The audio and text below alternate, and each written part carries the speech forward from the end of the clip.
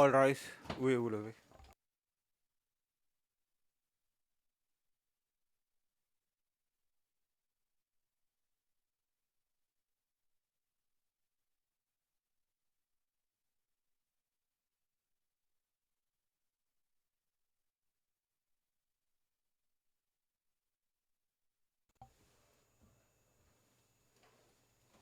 Please be seated.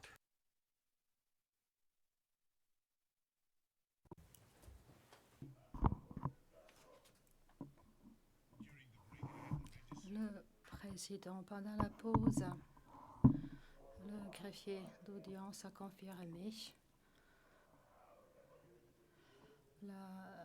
combien de temps il faut ajouter au temps octroyé à l'équipe Simatovic. C'est 4 minutes.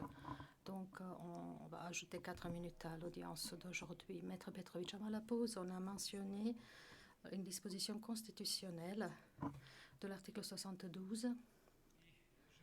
Et nous voulons dire que cette norme constitutionnelle ne peut être comprise que comme une obligation des organes d'État de la République de Serbie pour contribuer par leurs activités à la réalisation de l'objectif défini par la norme constitutionnelle en question, à savoir la protection de l'identité des Serbes à l'extérieur du territoire de la Serbie. L'intention du législateur concernait directement les dangers auxquels était exposé le peuple serbe à l'extérieur de la Serbie. Ces dispositions constitutionnelles ont été directement reprises et opérationnalisées dans les lois et dans les décrets régissant le travail de l'ADB.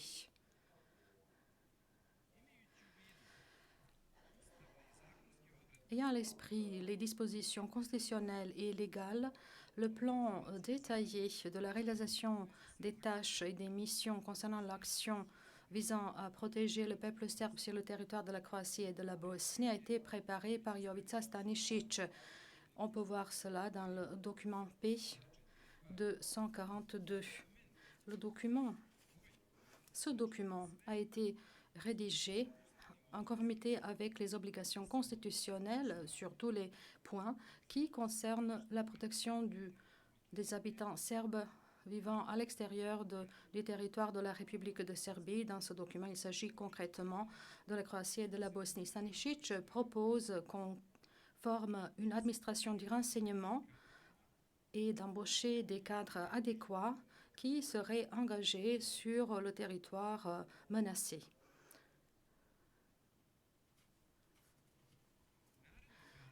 L'étape suivante concernant la réalisation des obligations constitutionnelles du service de la sûreté de l'État concernant le peuple serbe à l'extérieur du territoire de la Serbie a été réalisée par le biais de la décision prise par le ministre de l'Intérieur de la République de Serbie, Zoran Sokolović. Le 28 juin 1991, Sokolović a pris la décision concernant l'opération Pauk ou Araignée. Et par cette décision, il a été décidé que le service de la sûreté de l'État organise cette action opérationnelle de la mener pour détecter et prévenir des activités du renseignement terroriste et d'autres activités anticonstitutionnelles visant les Serbes qui vivent à l'extérieur du territoire de la Serbie.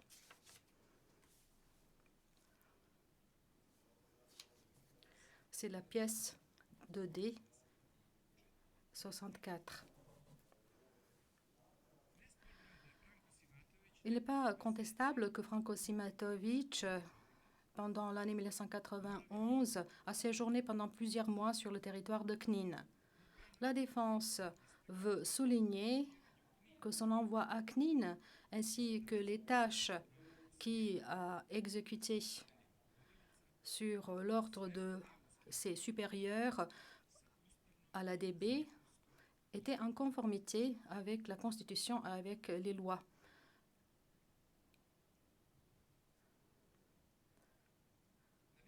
À plusieurs endroits, par exemple au paragraphe 96 de son mémoire en clôture, Le procureur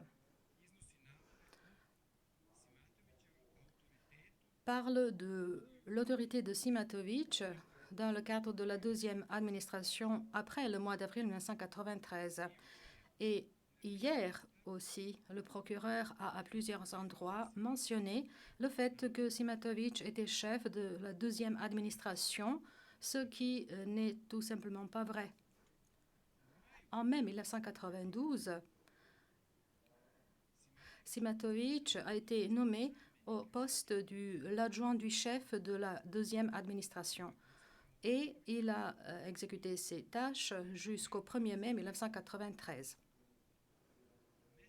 Le poste de l'adjoint du chef occupé par Simatovic du mois de mai 1992 jusqu'au mois de mai 1993 se trouvait à l'échelon moyen concernant la hiérarchie de l'ADB. L'adjoint du chef de l'administration ne dirige pas l'administration de façon directe et indépendante, mais plutôt exécute les tâches confiées par le chef de l'administration. Franko Simatovic n'a jamais dirigé la deuxième administration de façon propre. Pendant la période pertinente, la deuxième administration avait son chef, à savoir son adjoint, qui a dirigé les activités de cette administration. Marko Lazovic était chef de la deuxième administration entre le 15 avril 1992 au 1er février 1993. Zoran Mijatovic a été nommé au poste du chef de la deuxième administration le 1er février 1993 et il est resté à ce poste jusqu'au 10 octobre 1993.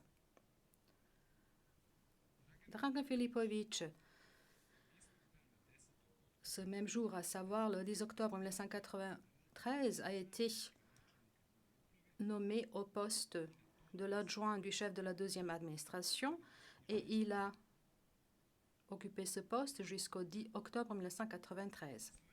Simatovic avait des compétences au poste de l'adjoint du chef à l'époque où il s'occuper de ses activités était limité par le fait que pendant la période pendant laquelle il était l'adjoint du chef de la deuxième administration avait son chef d'administration. Et à l'époque, Simatovic répondait directement au chef de la deuxième administration. Il exécutait ses ordres, ses ordonnances, ses instructions. Après le départ de Mijatovic du poste du chef de la deuxième administration, Dragan Filipovic a été nommé au poste de l'adjoint du chef de la deuxième administration. Donc, après le départ de Mijatovic, le poste du chef de la deuxième administration est resté vacant.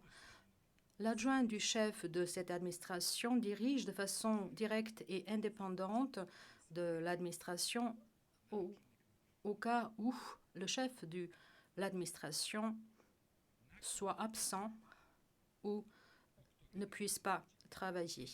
Après le 10 octobre 1993, c'est Dragan Filipovic qui dirige la deuxième administration dans ce sens-là. Étant donné qu'il n'y avait pas de chef de l'administration, l'adjoint du chef de l'administration reprend toutes les attributions et les pouvoirs du chef et dirige l'administration.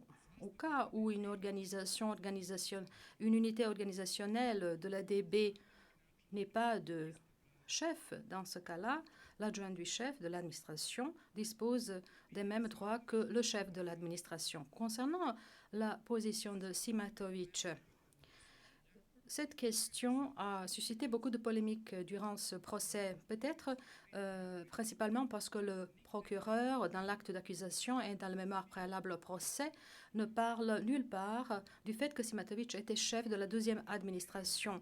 La thèse du procureur a évolué pendant ces 18 ans pour ce qui est de beaucoup d'aspects de cette thèse et s'est éloignée considérablement du contenu de l'acte d'accusation. La thèse du procureur a changé au fur et à mesure que les équipes du bureau du procureur changeaient, en s'appuyant de moins en moins sur l'acte d'accusation et de plus en plus sur les constructions artificielles qui devaient donc persuader les juges de la Chambre que les accusés soient responsables. L'une de ces constructions artificielles est également l'allégation selon laquelle Simatovic était chef de la deuxième administration à l'époque où l'administration avait son chef, à savoir l'adjoint du chef, qui dirigeait son travail conformément avec les décrets qui régissaient le travail du service. Le sujet central de la thèse du procureur est Golubic,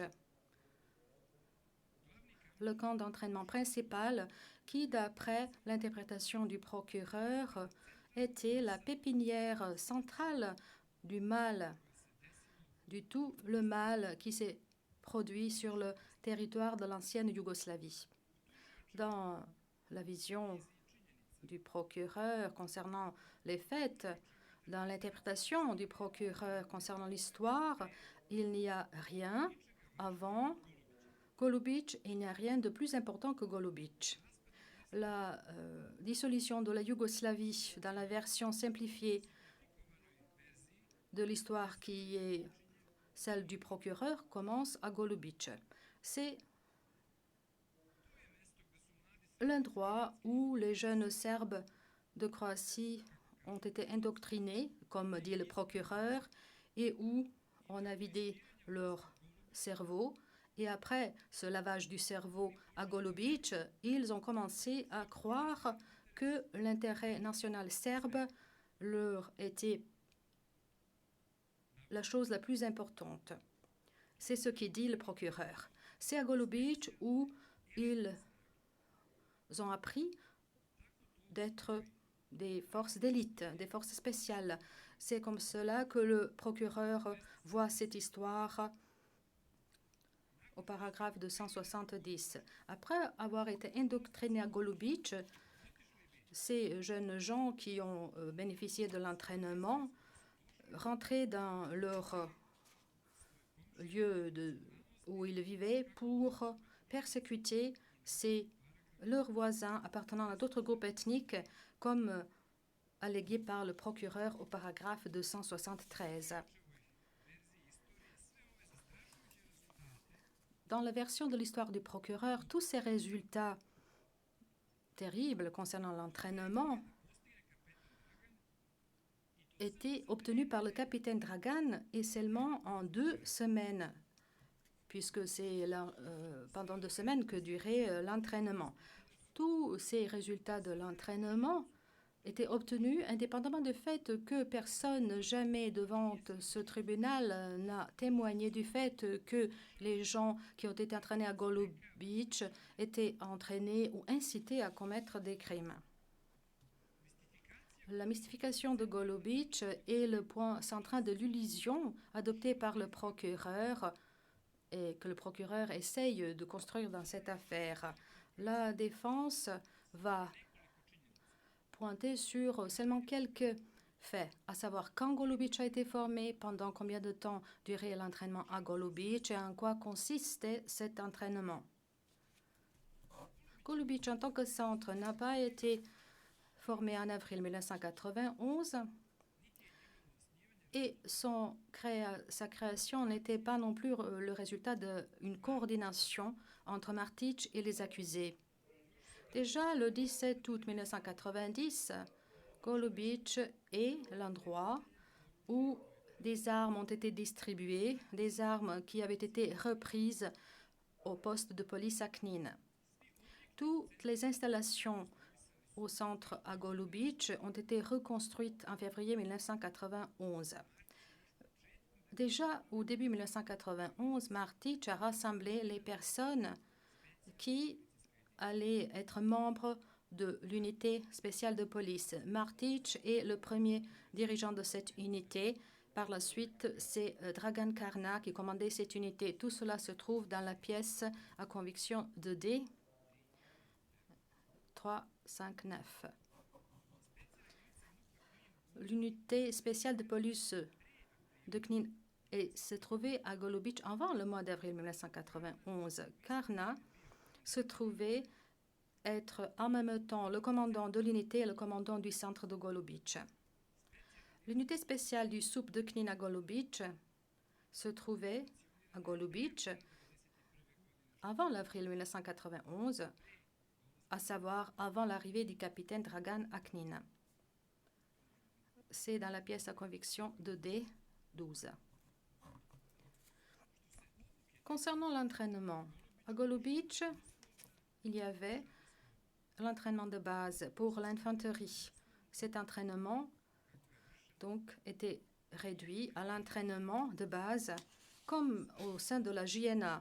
Et tous ceux qui ont fait leur service obligatoire dans le cadre de la JNA, à savoir la plupart des hommes de l'ancienne Yougoslavie, bénéficiaient de l'entraînement qui était l'entraînement qui était également à Golubic. Et pendant ces 2 semaines de l'entraînement à Golubic, les gens bénéficiaient d'un entraînement de base pour l'infanterie, comme l'entraînement dans l'armée, à savoir ils devaient apprendre à tirer, à nettoyer des armes, etc. Cela se trouve dans le témoignage du 6 juillet, à la page 33. Donc, il est évident qu'à Golubic, il n'y a pas eu d'entraînement spécial ou particulier. Ces entraînements ont duré 2 semaines. Pendant ce temps-là, il est impossible d'organiser un entraînement ou une formation, excepté un entraînement de base pour l'infanterie que j'ai mentionné. Il n'y a pas de preuve que lors de cet entraînement de base, qui que ce soit ait été entraîné, formé, incité à commettre un crime envers qui que ce soit. L'objectif de l'entraînement était exclusivement de former les gens pour ce qui est de l'entraînement de base de l'infanterie, ce qui n'impliquait de quelque façon que cela soit la commission d'un crime.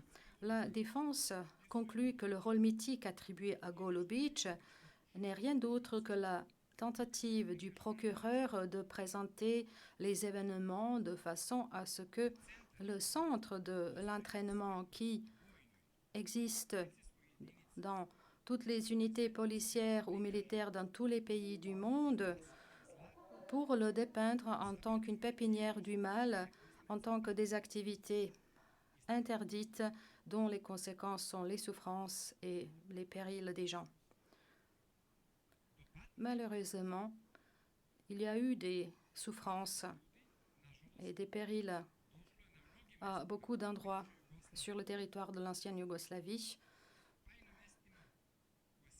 ainsi que dans les endroits mentionnés dans l'acte d'accusation, mais cela n'a rien à voir avec Golubic et encore moins avec Franko Simatovic.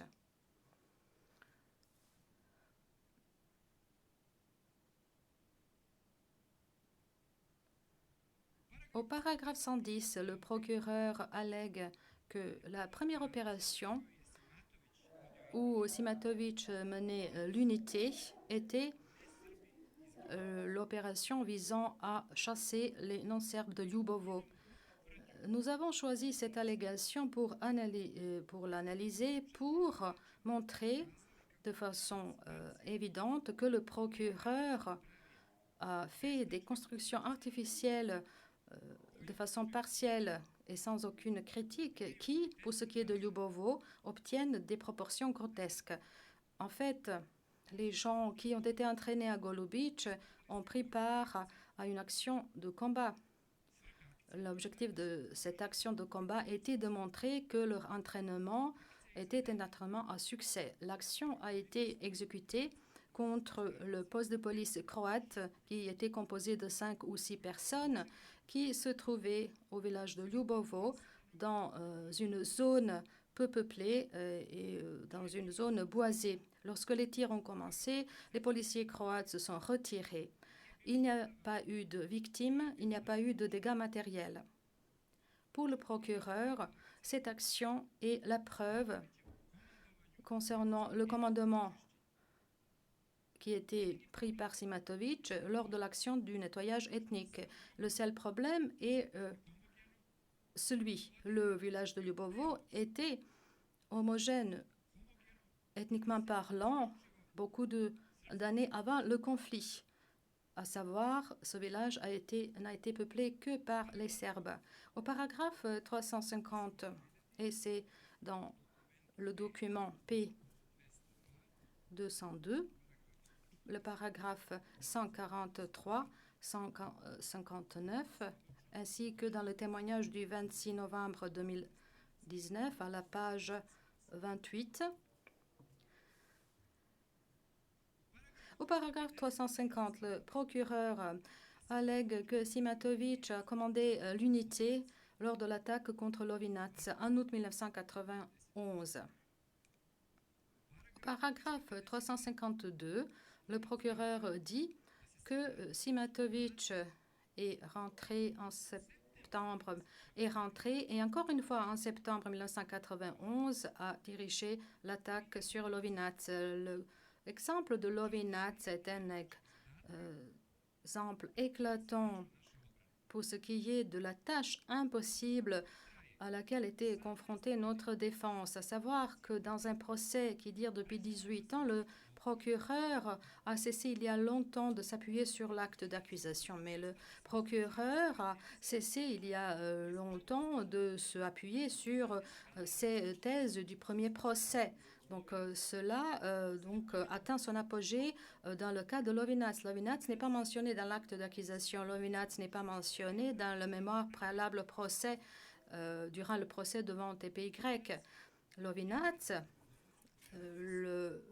une attaque contre Lovinac apparaît dans le mémoire préalable au procès du procureur, dans le nouveau procès paragraphe 99 et 110 des mémoires préalables au procès de 2016, et il s'agit d'une attaque qui se serait produite en août 1991. Pourtant, dans le mémoire en clôture du procureur, il ne s'agit pas uniquement d'une attaque contre Lovinac.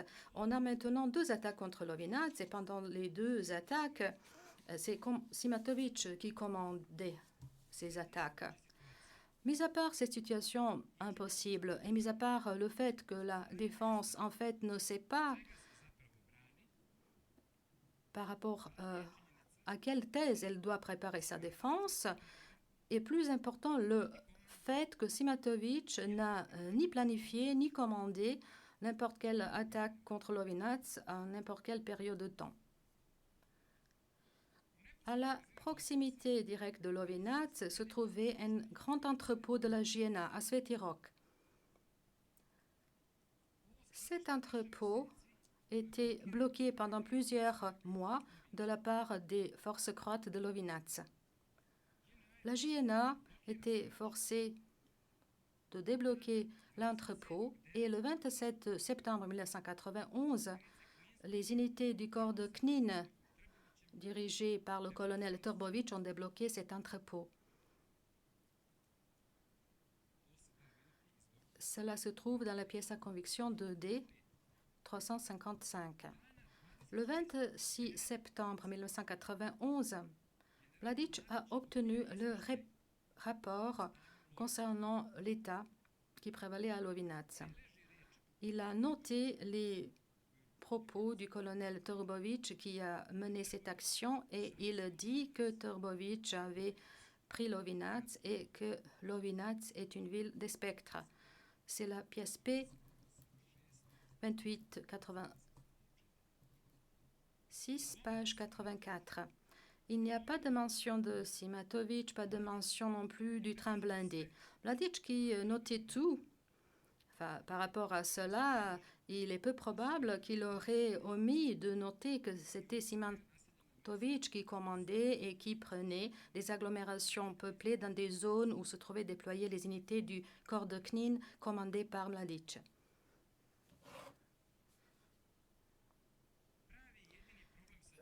Le vrai et le seul problème concernant Lovinac est en fait l'entrepôt de la JNA qui se trouvait bloqué à la proximité de village et qui a été bloqué de la direction de ce village. La JNA a décidé d'utiliser ses forces pour débloquer l'entrepôt et la conséquence de cette action était le départ de la population de Lovinac. Donc il s'agit d'une action planifiée dirigée par le commandement du corps de Knin, ce qui est démontré par les notes prises par Mladic concernant cet événement.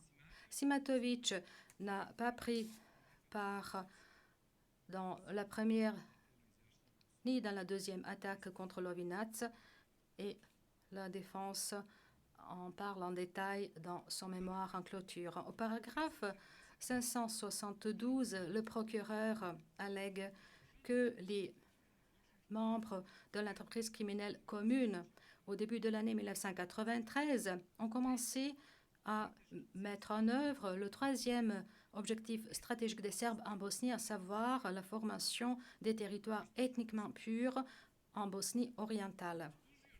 D'après la vision des événements du procureur, l'unité de la DB de Serbie concernant ce projet jouait un rôle clé. Pourtant, la compréhension des événements de la part du procureur dans ce cas aussi est en désaccord complet avec les événements sur le terrain. Les événements survenus dans la région de Podrinje au début de 1993 ont commencé par la création d'un territoire ethniquement pur, mais plutôt du territoire nettoyé de la population serbe de la Bosnie orientale dans les municipalités de Srebrenica, de Skelani et de Bratunac. Vers la fin de l'année 1992, sur le territoire de la Bosnie orientale, a commencé une offensive forte des forces musulmanes. Les forces musulmanes, en décembre 1992, ont lancé une attaque généralisée sur le territoire de Kravica, Glogova, dans la région de Bratunac, de la municipalité de Bratunac. C'est dans la pièce 2D 172. À cette occasion-là, 9 villages serbes ont été détruits, 49 personnes ont été tuées. D'autres régions se trouvant sous le contrôle serbe ont été attaquées également sur le territoire des municipalités de Bratunac, de Skelani, de Rudo et de Visegrad. C'est un des 109. L'offensive des forces musulmanes est le résultat des faiblesses de la VRS, de l'armée de la Républika Srpska, sur ce territoire. C'est la pièce P2935, page 1 à 4. Il n'y a pas de mention de la réalisation du troisième objectif stratégique dont parle le procureur. Les forces qui ont pris l'initiative et qui ont effectué l'opération d'offensive sont les forces commandées par Nasser Oric qui avancent de la direction de Srebrenica vers l'est, vers la Drina et vers la frontière avec la République de Serbie. Avant l'attaque contre Skelani le 16 janvier 1993, 20 villages serbes ont été attaqués avant que les forces musulmanes ne soient arrivées jusqu'à la zone de Skelani. Tous ces villages ont été complètement détruits et leur population a été chassée dans la zone de Bajina Bašta en traversant le pont. 20 000 habitants serbes de la Podrinje ont été chassés de la part des forces musulmanes avant l'attaque contre Skelani. La chute des villages serbes dans la Podrinje, l'expulsion de 20 000 habitants de leur foyer lors de l'offensive musulmane a eu une influence défavorable sur la situation de la sécurité en République de Serbie. C'est dans la pièce P2935, page 149. Les forces internationales de la FORPRONU étaient les témoins oculaires de l'offensive dans la Podrinje vers la fin de 1992 et au début de 1993. Le général Philippe Morillon, en tant que commandant des forces des Nations Unies en Bosnie, a envoyé le rapport à l'état-major de la FORPRONU en disant qu'il y a toutes les indications montrant que les enclaves orientales, et là il fait référence avant tout à Srebrenica, ont effectué des activités d'offensive, après quoi il y a eu une contre-offensive des forces serbes. C'est dans la pièce 2D 171. Les forces de Nasser Oric ont continué à menacer les voies de communication de la rive de la Drina du côté de la Bosnie-Herzégovine, les voies de communication se trouvant sur le côté serbe, à savoir les voies de communication entre Malizvornik et Ljubovija, au niveau du village de Kravica, est également menacée par les activités des forces de Nasser Oric lancées de la rive gauche de la rivière Drina. Les attaques contre le territoire de la République de Serbie depuis la rive de la Drina du côté de Bosnie-Herzégovine étaient constantes. Déjà du début du conflit armé en octobre 1992, Fakovici, dans la municipalité de Bratunac, a été attaqué et le feu a été ouvert également sur Baina Bashta. Bien que les offensives étaient constantes sur le territoire envers le territoire de la République de Serbie, les forces de défense de la République de Serbie jusqu'au 16 janvier 1993 ont agi avec retenue malgré les provocations directes armées contre leur territoire. L'offensive musulmane à Podrinje atteint sa culmination le 16 janvier 1993. Ce jour-là, les forces musulmanes venant de Srebrenica et en progressant vers l'est arrivent à la frontière même de la République de Serbie avec les attaques sur Skelani, sur la rive gauche de la Drina, et sur Baina Bashta sur la rive droite. La population de Skelani était en panique et s'est enfuie en Serbie en traversant le pont. À ce moment-là, 40 personnes ont été tuées, dont 4 enfants. 60 personnes ont été blessées. On a tiré aussi avec des mortiers sur Baina Bashta. On a tiré sur le centre de Baina Bashta. L'hôpital, l'hôtel Drina ont été touchés. La population de Baina Bashta a commencé à fuir en direction de Užice et vers les villages derrière Baina Bashta. Il y a eu des attaques avant le 16 janvier 1993. Cependant, cette attaque sur Baina Bashta était une attaque armée directe depuis le pays voisin sur le territoire de la République de Serbie. Donc, le procureur ignore la suite des événements. Il ignore le rapport des forces internationales. Il ignore les raisons et les objectifs de la contre-offensive qui s'est déroulée dans ces terres, et ceci pour essayer de trouver au moins un fondement pour dire que le membre de cette prétendue entreprise criminelle commune exécute l'opération Podrinje pour mettre en œuvre l'entreprise criminelle commune. Et puis, les municipalités de Srebrenica, Skelani et Bratunac ne sont pas du tout dans l'acte d'accusation. Donc, le procureur essaye de complètement ignorer l'acte d'accusation. Il choisit des fragments contradictoires, pas consistants du tout, sans conséquence, pour essayer de prouver la responsabilité de Simatovic qui n'existe pas. Dans le paragraphe 298, le procureur dit que dans les camps DB d'entraînement qui se trouvent sur le mont Tara, et puis dans le paragraphe 575, il parle du QG régional qui aurait été établi sur le mont Tara par la DB. Ici aussi, le procureur ignore les moyens de preuve. Obrad Stevanovic, le commandant du QG du MUP de la Serbie à Baina Bashta, a déposé. Il a dit qu'il a lui-même planifié et organisé, ouvert les camps d'entraînement à Tara, que c'est lui qui a choisi les instructeurs, que ces camps avaient été financés par les MUP de Serbie et que c'était lui le commandant du camp. Il a donc dit que c'est lui qui a donné l'ordre de créer ces camps et qu'il n'avait rien à faire avec la DB. Stevanovic donc a dit avoir créé le camp, avoir choisi les instructeurs, l'avoir financé, avoir utilisé ces unités, alors que le procureur ignore tout cela, aussi bien dans son mémoire en clôture que dans son réquisitoire.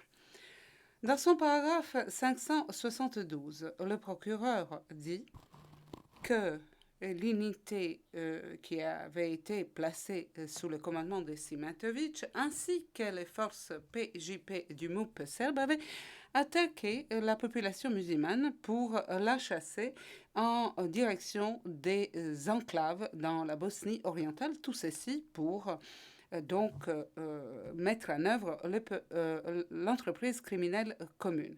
Eh bien, qu'est-ce qu'il fait ici le procureur? Il ignore des moyens de preuve à décharge. Au mois de janvier, au mois de février 1993, après l'attaque sur Skelani et Bajina Bašta, les MUP serbes avaient calculé qu'il était à nouveau possible d'exécuter une attaque comme celle qui avait eu lieu donc le 16 janvier 1993. Eh bien, ceci pour empêcher de futurs incidents. Obrad Stevanovic a fait un plan d'activité et il a demandé que l'on envoie de façon préventive les forces du MUP sur la rive gauche de la rivière Drina. Stevanovic a parlé de cela le 22 septembre 2020. Donc, les chefs du secteur de sécurité publique a donc demandé aux responsables de faire un détail des activités du corps d'Užice, qui se trouvait déjà sur la rive gauche de la Drina. Les chefs de la sécurité publique a envoyé l'information pour dire qu'ils ont reçu l'aval pour l'opération des échelons les plus élevés au niveau de la République serbe. Donc les plans de Stevanovic sous-entendaient les passages des PJP sur les côtés bosniaques pour sécuriser cette communication qui était extrêmement importante de Drina, sur la Drina, de Peruća jusqu'au Ljubavlje. Donc, le QG du MUP à Bajina Bašti, qui a planifié la réalisation du plan, a coopéré avec le commandement du corps d'Užice, vu que la VJ et le MUP avaient leurs forces sur ce territoire. Le QG du MUP avait planifié les passages des forces du PJP sur le territoire qui se trouvait sur la rive gauche de la Drina. La réalisation du plan de Stevanovic ne consistait pas dans des intentions agressives vers la Bosnie-Herzégovine. Au contraire, il s'agissait de protéger les citoyens de la Republika Srpska. Stevanovic s'est mis d'accord avec Ojdanić pour dire que 3 brigades de la VJ allaient être déployées avec la PJP.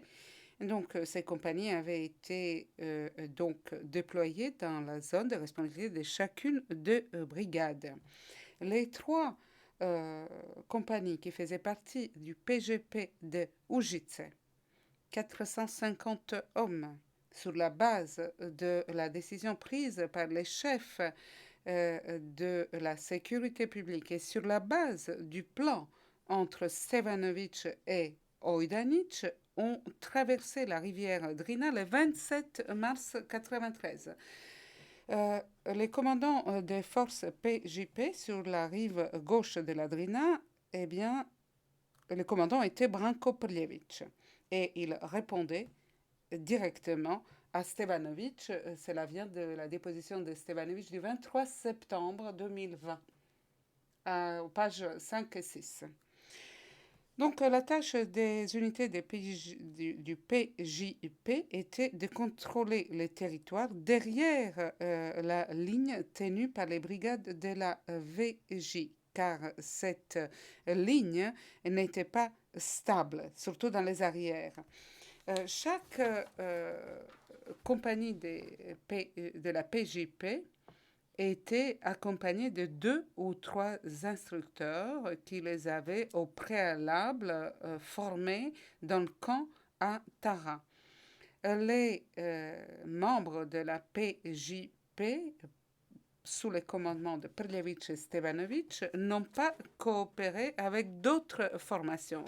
La seule formation avec laquelle ils ont coopéré, c'était la VJ. Stevanović est absolument sûr qu'aucune unité de la DB du MUP serbe n'était présente ou active sur le terrain. Donc, aucun mot sur Simatović, le commandant, sur Simatović, l'organisateur, le stratège qui commande et dirige des opérations d'offensive à grande échelle en Bosnie orientale.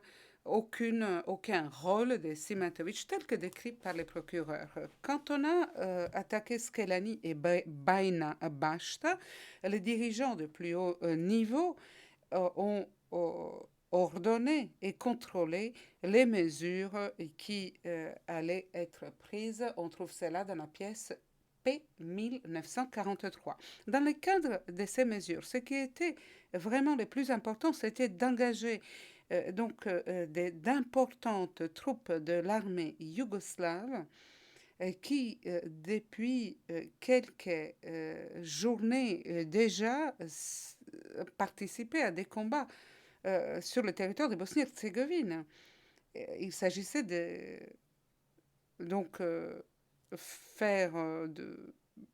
de résister à l'attaque qui menaçait les territoires serbes.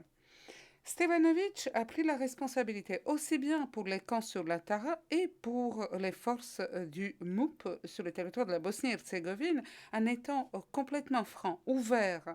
Il n'a pas caché des détails qui auraient pu être caractérisés comme incriminatoires pour lui. Stevanović, qui est un dirigeant de haut niveau et responsable, dit toute la vérité et décrit tout cela en détail. Ce qui est important pour les juges de la Chambre, c'est que l'image que le procureur essaie de dépeindre, même si on l'interprète de la façon la plus relaxe, la plus libre, n'a rien à voir avec la vérité. Et donc, il faut la rejeter, surtout quand il s'agit du rôle de Simatović dans ces événements. Et puis, dans le paragraphe 577 du procureur, le procureur dit que Simatović, avec Mladić, avait planifié l'opération Udar, la frappe.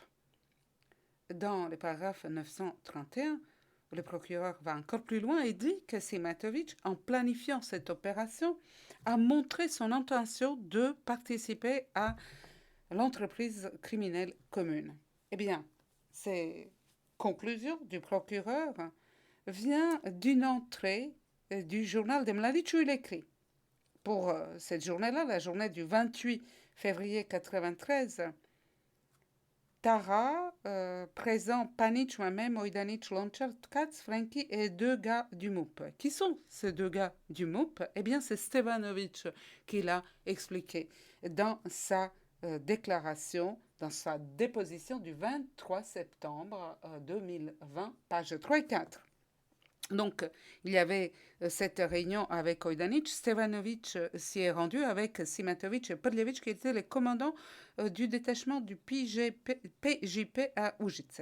Stevanović, Simatović et Prljević entrent dans la pièce où se déroule une réunion qui touche à sa fin.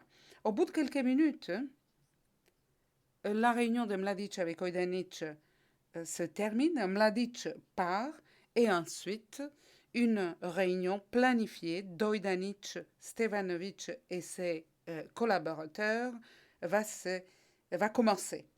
Donc, au cours de ces quelques minutes, au cours de ces quelques minutes dans cette salle de réunion d'Ojdanic, il y avait Stevanovic, Simatovic et Prljevic. Juste avant que Mladic ne parte, Stevanovic dit de façon catégorique: personne à aucun moment mentionné cette opération Udar.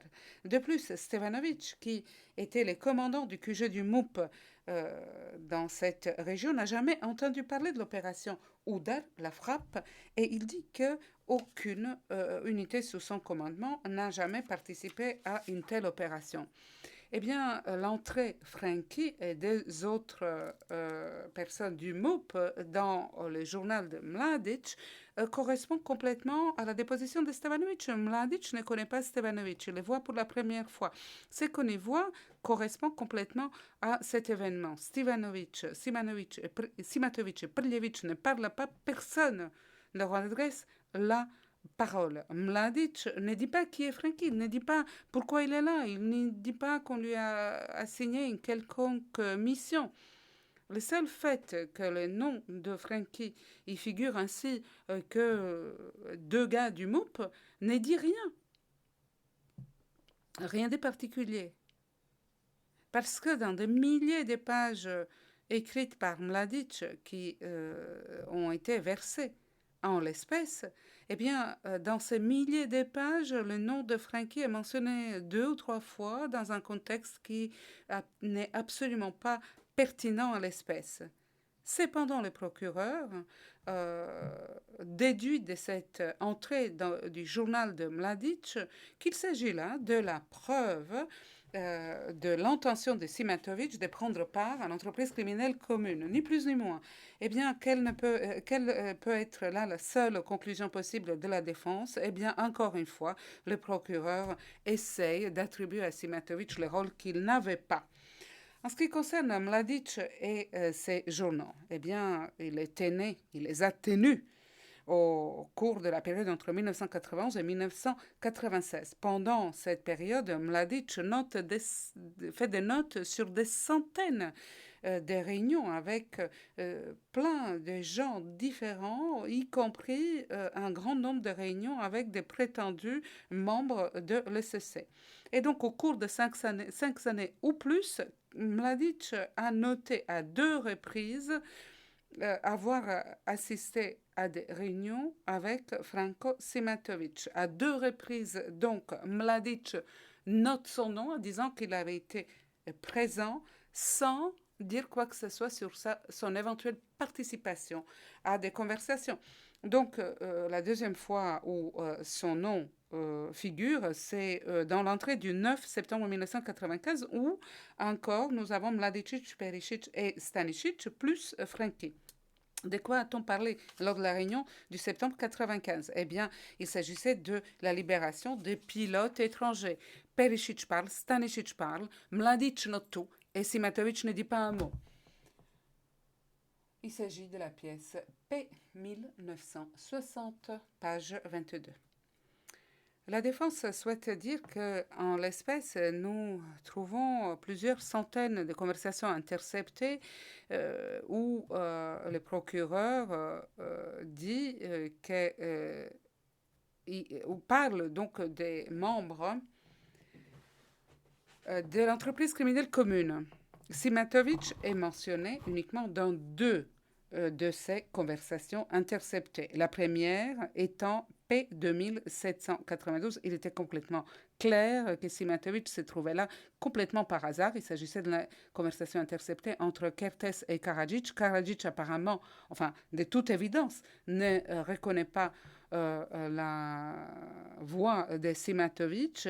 Ils se disent vous, ils se vous voient. Et vous pouvez le déduire en écoutant l'original de l'enregistrement. Le contenu de cet entretien entre Simatovic et Karadzic ne permet aucune conclusion. Tout ce qu'on peut faire, c'est de se lancer à des conjectures, et c'est ce que fait le procureur. La deuxième conversation interceptée, P2780, alors, celle-ci vraiment ne montre rien du tout. Parce que Stanisic parle avec Karadzic, il lui dit bonjour de la part de Franki et d'un capitaine, on ne sait même pas qui c'est. Donc, cette conversation interceptée ne prouve rien du tout. La conclusion de la défense, c'est que le manque de preuves concernant les contacts de Simatovic avec les prétendus membres de l'entreprise criminelle commune montre clairement et sans aucun doute que Simatovic ne faisait pas partie des cercles les plus hauts, cercles les plus élevés des fonctionnaires militaires, politiques ou de la police, qu'il ne communique pas avec eux, qu'il ne prend pas de décisions avec eux. Tout ceci montre que Simatovic ne peut pas faire partie de ce groupe, de ce cercle fermé appelé par les procureurs l'entreprise criminelle commune. Merci, Monsieur le Président. Maintenant, je vais passer la parole à mon confrère, Maître Bakrach.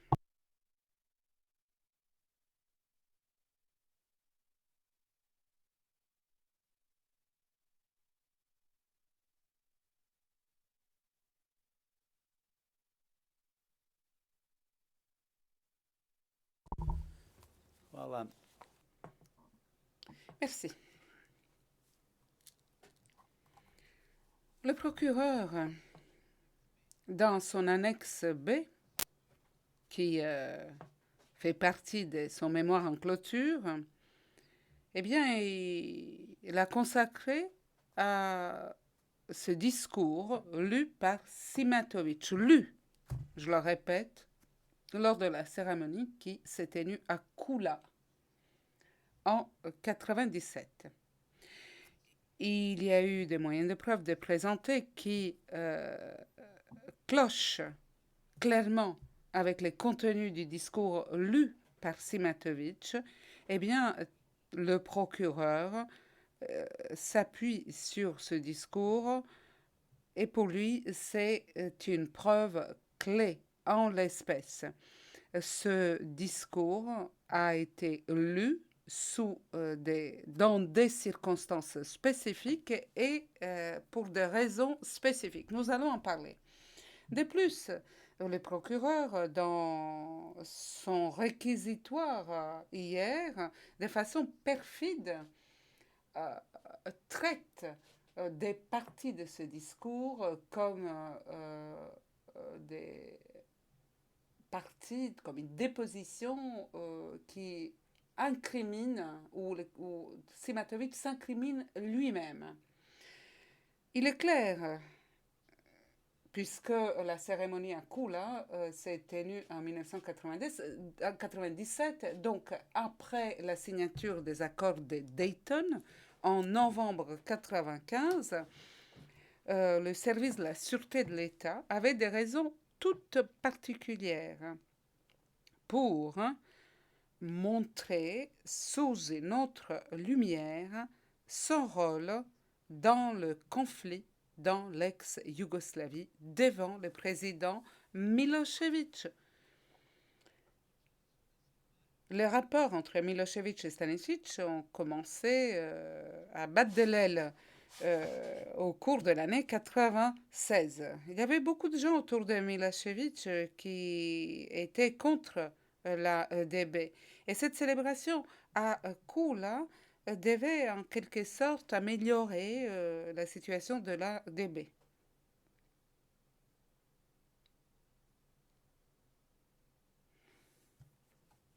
La raison d'être de cette célébration à Kula était de montrer à Milosevic que la DB avait un centre moderne et une unité moderne capable de combattre le terrorisme. Il y a de nombreux éléments de preuve qui montrent que ce qui est dit dans ces discours n'est pas exact, que le rôle de la DB avait été exagéré. Par exemple, dans ces discours, on fait l'état de 26 localités des prétendus camps d'entraînement de l'ADB. Au cours de la présentation des moyens en l'espèce, nous n'avons entendu parler que de quelques localités où il y aurait eu des centres d'entraînement. On pourrait en dire de même au sujet des prétendues 50 localités dans lesquelles l'unité aurait pris part dans des opérations de combat. On pourrait en dire de même au sujet des prétendus 5000 soldats ou membres de l'unité ayant pris part au combat. Après plusieurs années de présentation de moyens de preuve, après un grand nombre de témoins, eh bien, on ne peut pas compter, on ne connaît pas plus que 5 localités dans lesquelles a séjourné l'unité antiterroriste ou bien éventuellement pris part aux activités. Ce chiffre, ce nombre de 5000 membres d'unité est complètement absurde et cloche complètement avec les preuves.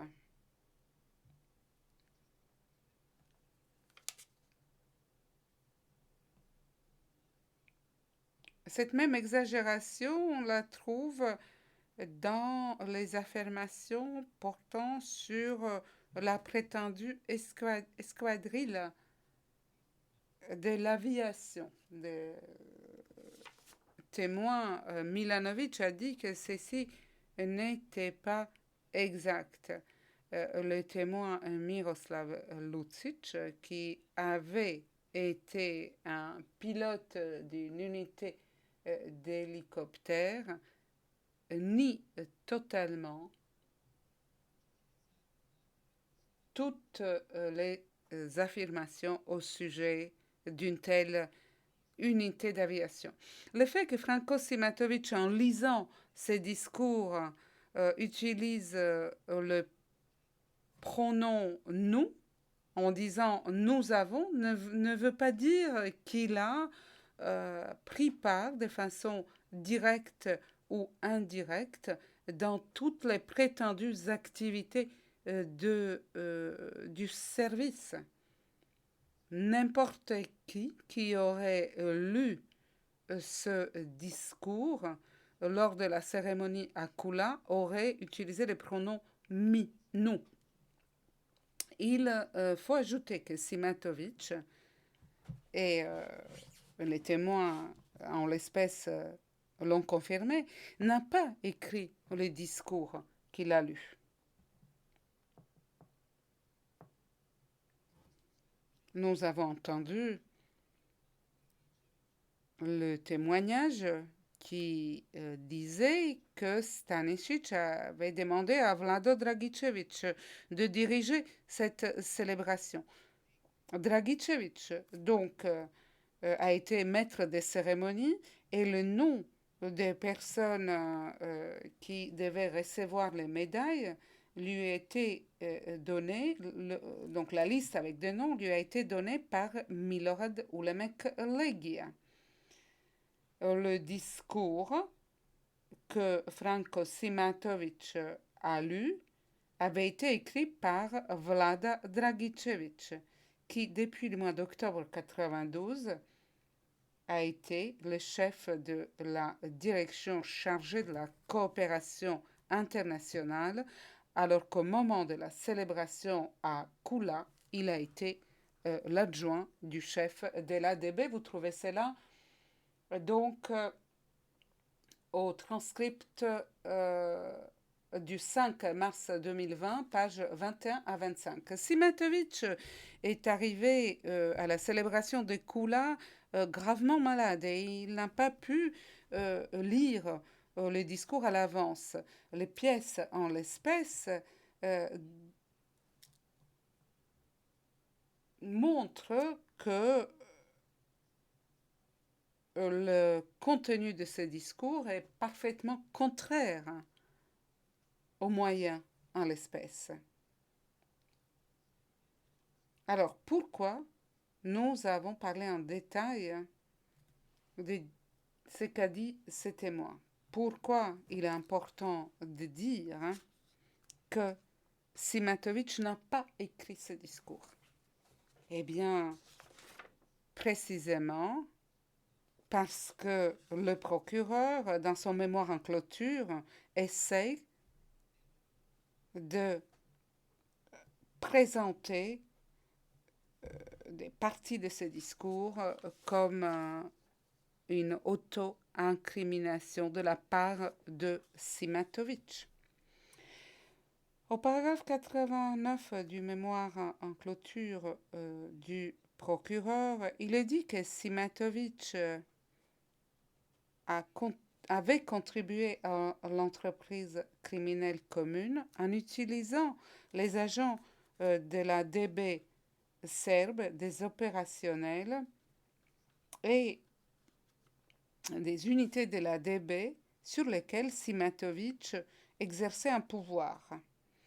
Là, le procureur parle notamment du capitaine Dragan, de Rade Kostic, de Ilija Kojic, de Marko Pavlovic. Il parle de l'unité de la DB serbe et de l'unité satellite SDG et des Scorpions. D'après les procureurs, Simatovic, à travers ces unités, a prétendument pris part à l'armement, à la formation, au financement et au déploiement.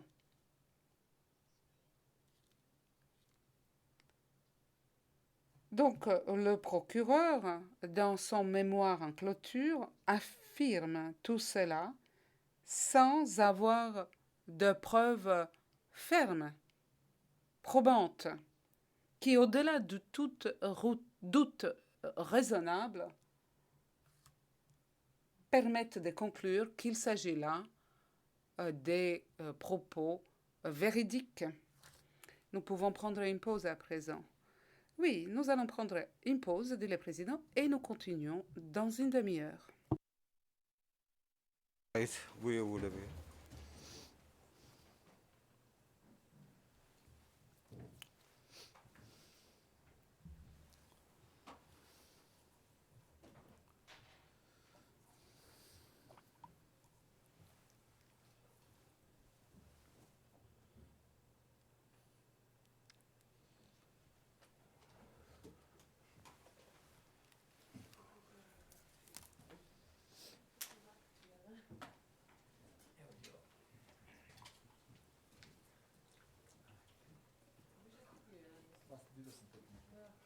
Sakin.